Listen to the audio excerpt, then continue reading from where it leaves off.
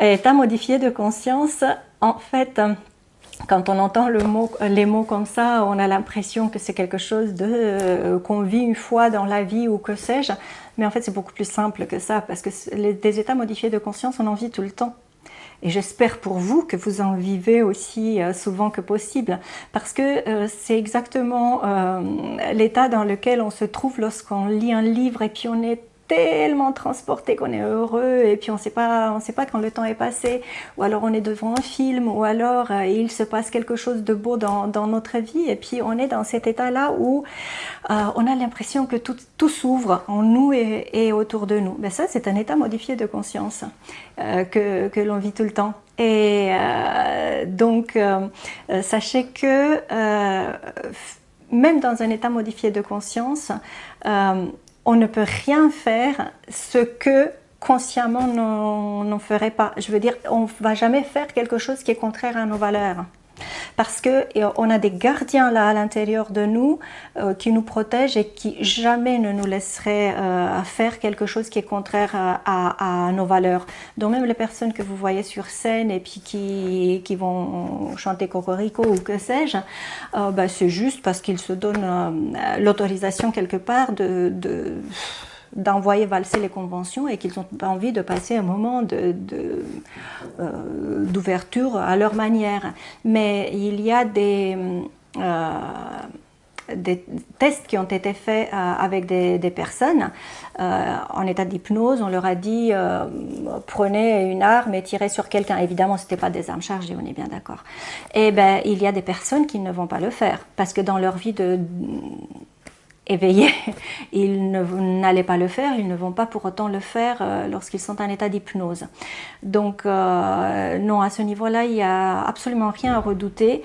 Ce sont des états qui sont naturels et justement, plus on atteint ces états de conscience modifiée, plus on a accès à d'autres parties de nous-mêmes qui habituellement nous sont fermées, qui habituellement ne nous sont pas accessibles.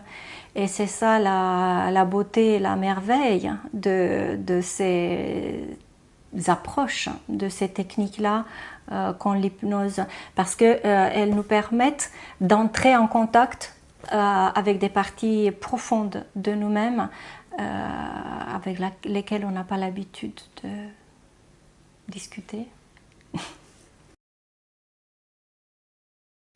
Alors pourquoi choisir l'hypnose humaniste et pas l'hypnose ericksonienne? En fait, c'est pas tout à fait il ne s'agit pas que l'une est meilleure que l'autre, mais ce sont des approches qui sont quand même différentes.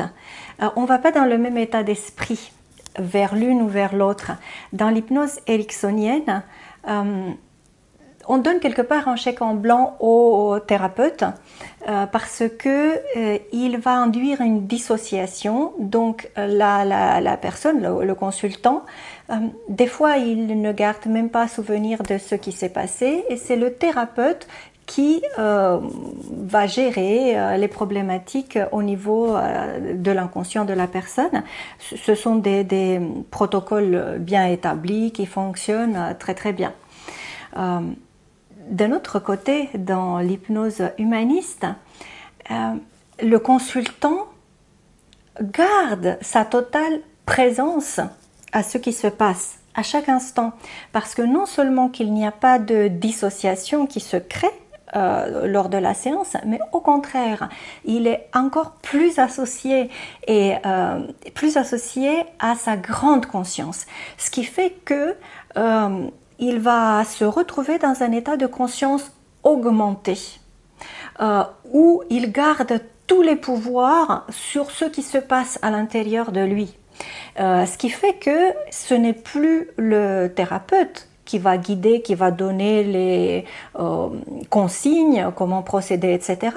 Mais c'est la personne en elle-même, hein, c'est le consultant en lui-même qui, en fonction de ce qu'il ressent, de ce qu'il vit, de ce qu'il voit, de ce qu'il entend, va gérer les choses au mieux pour lui. Et il les gère depuis cet état-là de conscience augmentée où il a des capacités qui sont quand même nettement augmentées. Le thérapeute, vous allez me dire, mais qu'est-ce qu'il fait? Il s'amuse? Eh bien, oui, il s'amuse parce que c'est vraiment chouette d'être dans une consultation d'hypnose humaniste. Parce que vous voyez, déjà, l'hypnothérapeute lui-même se met dans un état de conscience augmentée pour pouvoir accompagner le consultant. Et lui, il va servir de guide. Parce que en ayant déjà traversé ces étapes-là, il sait où conduire le consultant.